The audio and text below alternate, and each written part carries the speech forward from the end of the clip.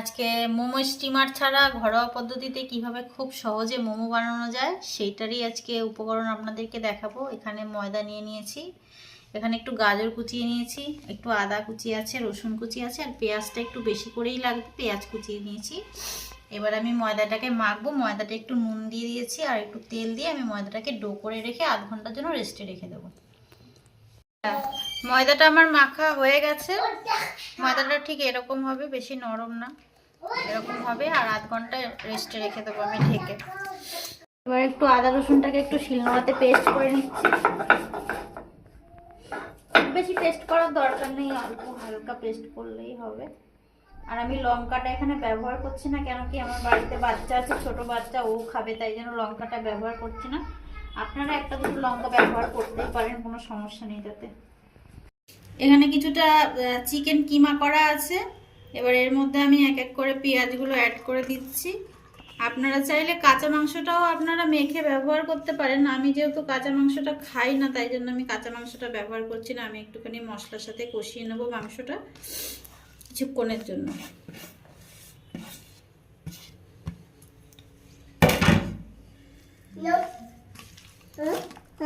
তেলটা গরম হয়ে গেছে, আমি এটা ছেড়ে দেবো।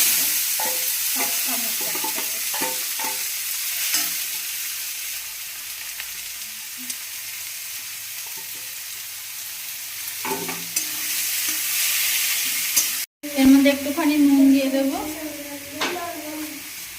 যার যতটা প্রয়োজন সেইভাবে দিয়ে নেবেন আপনারা। একটুখানি হলুদ দিয়ে দেবো,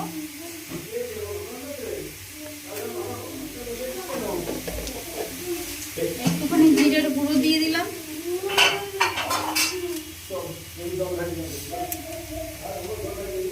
একটু সয়া সস দিতে হবে। সয়া সসটা দিলে একটু খেতে ভালো লাগে আর কালারটাও একটু সুন্দর আসে।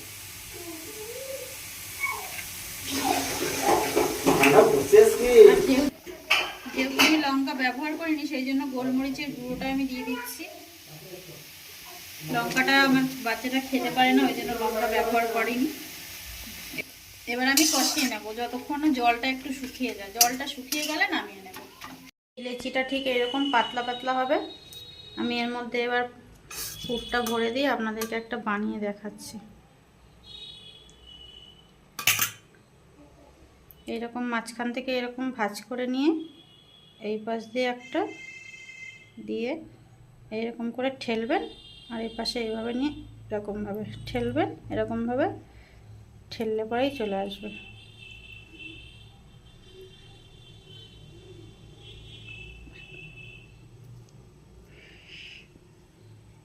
দেখুন, এরকমভাবে আমি সবগুলোকে বানিয়ে নেব।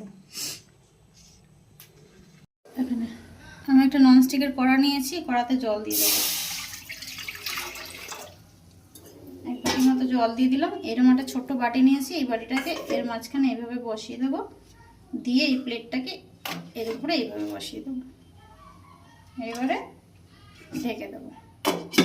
স্টিম হওয়া পর্যন্ত 10 মিনিট ওয়েট করলেই হয়ে যাবে। মোমোর ফাইনাল লুকটা আপনারা দেখুন। আপনার যদি ভালো লেগে থাকে তাহলে এইভাবে আপনারা বাড়িতে একবার ট্রাই করে দেখবেন, আর আমার চ্যানেলটাকে সাবস্ক্রাইব, লাইক এবং শেয়ার করে দেবেন।